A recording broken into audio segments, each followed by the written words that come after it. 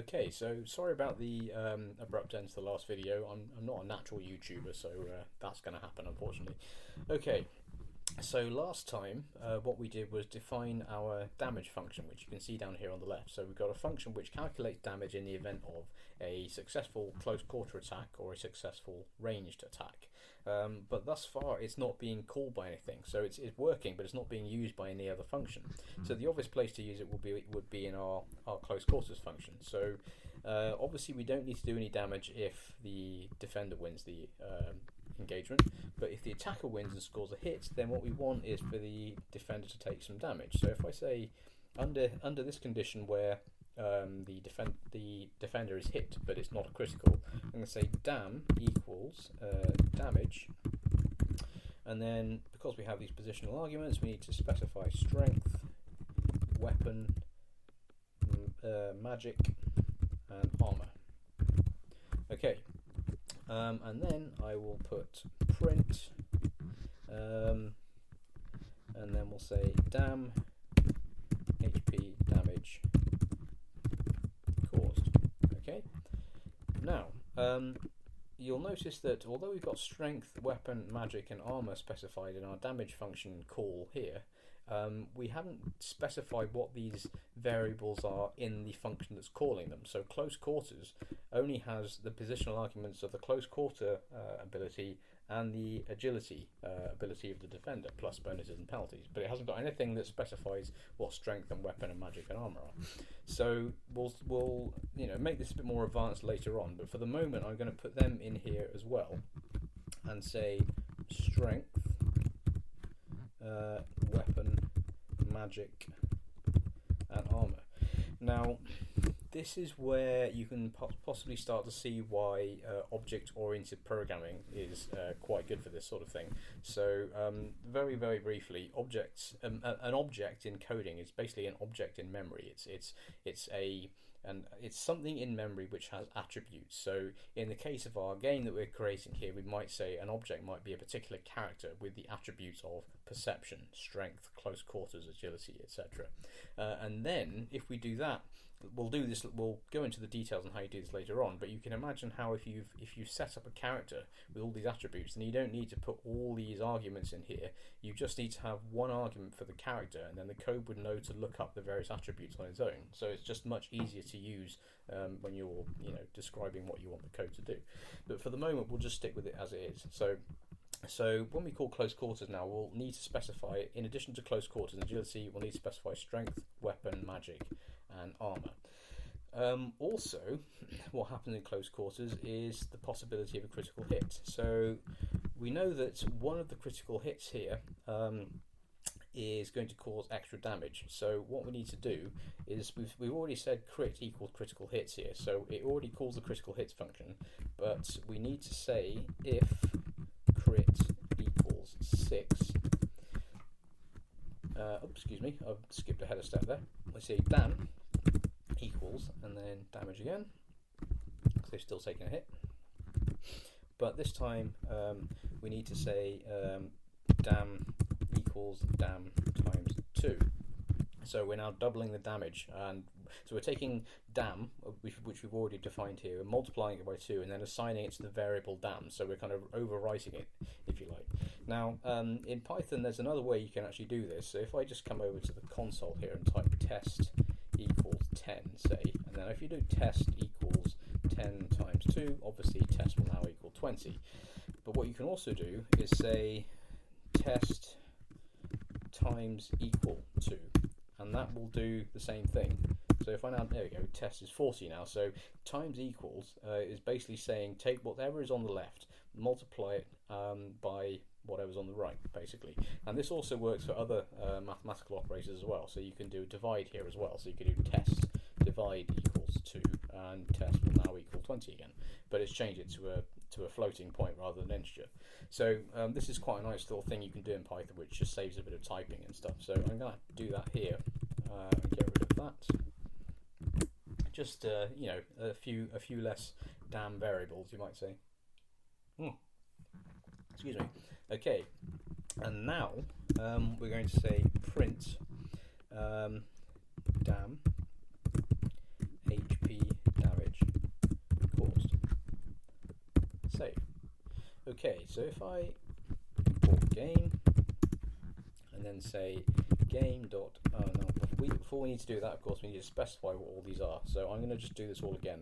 So close quarters, agility, strength, weapon, magic, and armor. I'm going to do all this in one line. So close quarters I'll set to say 45. Agility I'll set to 40, so I'll give the attacker a slight advantage. Strength of the attacker I'll set to, I don't know, 38. Weapon I'll say does 15 damage.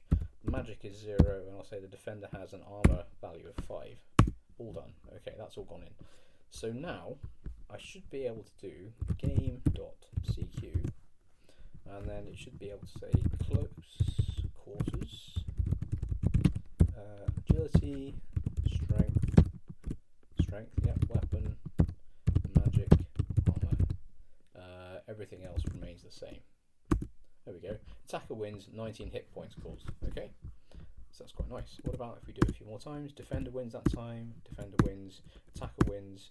Right, here we go. So now we've scored a critical hit, weapon dropped, 19 damage caused. So now we've got a function that's outputting damage and it's recognising that if there's a critical hit. And it should, if I see if we can score a double damage here, I'm sure it'll work. There we go, well, whatever. I'm sure it's working. So you can test this at your leisure, but it should be working. So what should happen here is when you get double damage, instead of causing 19 in this instance, it should cause, 38, I think. Yeah, 38 damage. So, alright, so that's that. Okay, so the next thing is, we've already mentioned this briefly, but you can imagine that in our game we're not just going to have close quarter fighting, but we're going to have ranged attacks as well. So I'm going to define a new function called ranged here, and turn. Okay, so what's going to go into a ranged attack? So this time you can imagine that strength isn't going to be quite so important. It might not be not important at all, but there's going to be other factors which affect the success or failure of a given attack. So in this instance I'm going to use perception. So this is another character attribute we're introducing called perception. Perception is, as you might imagine, the character's eyesight, but it could also be a measure of their overall ability to perceive their environment with all of their senses, and therefore you can use this one stat for a bunch of other stuff as well. But for the moment I'm just going to sort of use it as a reflection of how good they are at shooting things. Then you've got the agility of the defender again, because again, if you're shooting at a defender and they see you're shooting at them, then you can imagine that the defender is going to try and take some avoiding action. So we've got perception, agility, and distance is obviously going to be important as well. And then we're going to need a weapon, and we're going to need projectile, because we're shooting something that's going to cause some kind of damage. So I'm going to say projectile equals, no, I'm going to leave that as a positional argument for now. Okay, so right, so what's going to happen here? Now there's a couple of other things actually I'm going to put in as well. So I'm going to put another one in, which is sneak attack equals false. So you can imagine under certain circumstances your attacking player might be able to sneak up and fire at a defending player without the defending player realising they're being shot at, and in that instance the defending player would take no avoiding action. So you want to take into account that possibility. In addition, you might also imagine that the defending character may have some modifier to their agility. So it might be that the defending character has been stunned. You know, we've already kind of half defined that it's possible in this game for a character to be stunned when they receive a critical hit. So if they're stunned and then someone shoots at them, then they're not going to have the same kind of agility and ability to react to an incoming attack as if they were not. So I'm going to put agility penalty in here as well. And I'm going to say equals 0 for that. Set it to 0 as a default, but we can therefore change it given the circumstances. Alright, so a few things to think about. So first of all, if sneak attack is equal to true, now the maths I'm going to use here is result equals. So in this instance, the maths that I'm going to use is very similar to the maths we've used for the CQ function, but we're not going to use close quarters. Instead, we're going to use perception this time. So dice verbose equals false, because we don't want to know the results. Then we're going to say plus, and in this instance, we're going to put perception minus agility. Nope, so no we're not, because it's a sneak attack, so there's no agility, so we're going to just say perception. Perception. I forgot to put something in up here. I'm going to put in a bonus keyword argument as well, equals 0, just in case. Alright, perception, and let's see what else. Oh yes, bonus, which we just put in, and I think that'll be it. So the idea is you need to roll over the defending player's agility, but the defending player's agility in this instance is not taken into account in the roll, whereas it is in other circumstances. So if sneak attack is true, then the defender gets no agility bonus. Okay, I'm going to put something above this, which is distance. So I'm going to specify that if the distance is greater than is greater than or equal to 0.6 times perception, then bonus equals minus 20. So what I'm saying is that if you imagine the distance between the attacking character and the defending character is greater than or equal to 60% of the attacking character's perception rating, then I'm going to classify that as a long-range shot with an inherent bonus or penalty, if you like, of minus 20.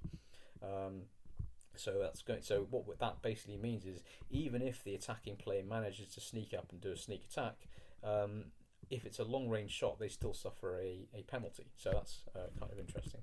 Now, in Python, obviously, and in many coding languages, you can just use an else function here, but I like just to keep things sort of easy to follow on screen. I'm going to specify these specifically most of the time. So I'm going to say if sneak attack, so instead of writing just else, I'm going to say if sneak attack is equal to false, result equals dice, verbose equal false, plus brackets this time, perception minus agility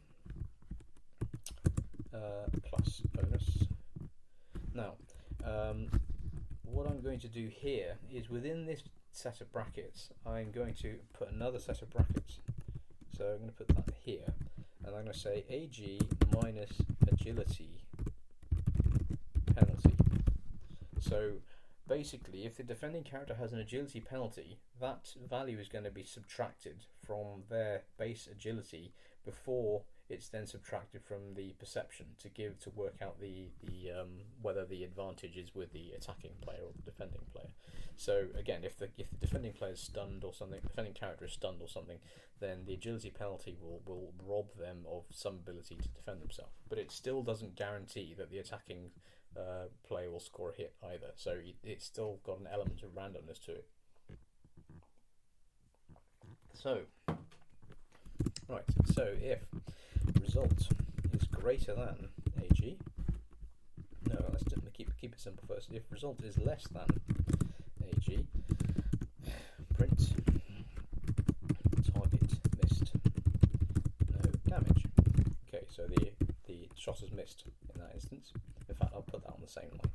There's no need to have that separate. Okay, next one. Right, so avoiding the bug that we had in the previous video, or whichever one that we mentioned in the previous video, I'll say if result is greater than agility, excuse me, yes, avoiding the bug, there we go, so put the equals in there, is greater than agility, and result is less than 2 times agility. So we're not saying this is a critical hit, it's just a normal hit. We'll do print target hit, target hit, and then we're going to call our damage function. So we're going to say dam equals damage. This time the specifications are a bit different. We still need a strength positional argument, but I'm going to set it to 0 because it has no impact on the outcome of the attack. But this time we want, which one is it? Which order are we doing it in again? It's, here we go, yes, it's weapon, magic, armor. We're also going to say ranged is equal to true in this case because it defaults to false here. And we also have a projectile that we're firing, so projectile. I'm leaving project. You might be wondering why I'm putting projectile as a keyword argument. There's a couple of reasons for that, but the main one is you can imagine there are some kinds of ranged attack which don't involve a projectile. So say some kinds of, say, spell or something that might be cast at range. So you want to understand whether you've hit the target, but you don't necessarily, you're not necessarily throwing or shooting anything at the target. You just want to know if you hit them, basically. Or you can imagine, slightly unpleasant, but if you can imagine something like a sort of flamethrower or something like that, the projectile isn't. There's no projectile as such, but it's still a ranged attack. So I'm leaving it. I'm leaving projectile as a keyword argument rather than a positional one. You don't have to do it that way if you don't want to. I'm just gonna do it that way. So that's damage, and then I'm going to say print. I'm going to say print hit points caused. Okay, but now we want our critical hit again. So if result is greater than 2 times agility, print target hit critical hit scored. Call our damage function again, and I'm just going to copy and paste this because I don't need to do anything else. Okay, but now of course we want crit as well. So crit equals critical hits. Don't need to put anything in the brackets, and I'm going to say if crit is equal to 6, then dam multiply equal 2, and then do print dam HP caused.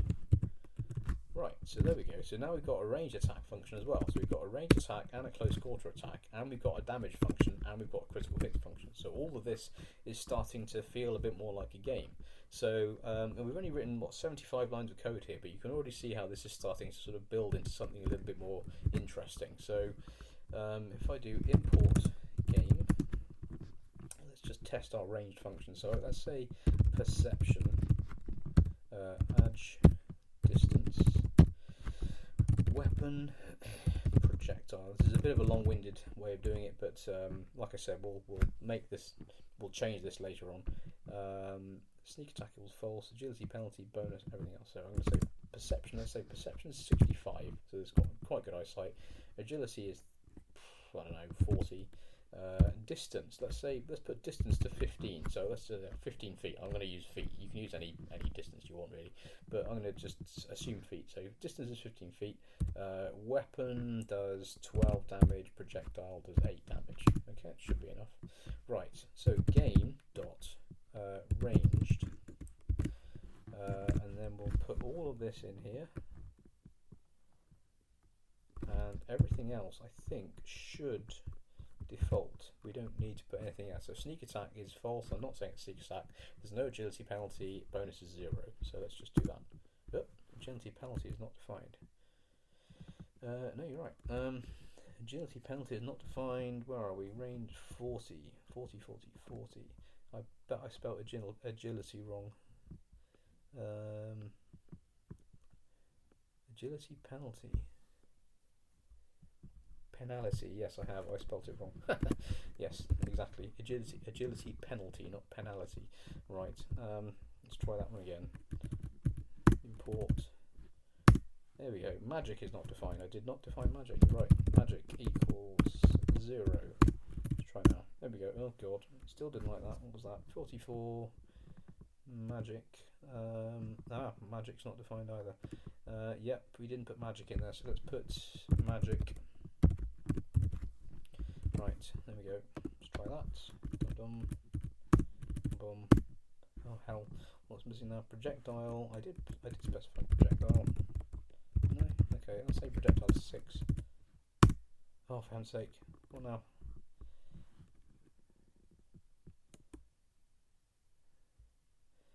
Magic. Oh, I know why. Magic. There we go. Right, there. And armor, of course. Armor. Yeah. Welcome to coding with Python. Let's put that in 2. Armor this is why you do object-oriented programming, because then you don't have to specify all of this. You can just there we go. Target hit, 13 hit points caused. There we go. I think in some ways it's good to actually include the mistakes as I go through as well, because then you can sort of see that it's not a perfect process. And also, again, like you know, if you're new to Python and you're looking at, you know, the common kind of errors and bugs that crop up, it's actually quite useful to sort of see them. As long as it's not taking half the video, I don't think we're in too much trouble. So yeah, so we can see we've done our range attack several times. We've hit twice and we've missed once so far, which is quite good. So we've got a range attack. This time we scored a critical hit, which caused them to drop their weapon or stun them if they're not holding a weapon, and cause 13 damage as well. So yeah, so that's looking pretty good. So we've got the basis for a combat system. We have a ranged attack, we have a close quarter attack, we've got critical hits, we've got damage, and we've got dice. So yeah, that's quite a good place to end this video, and I'll see you in the next one.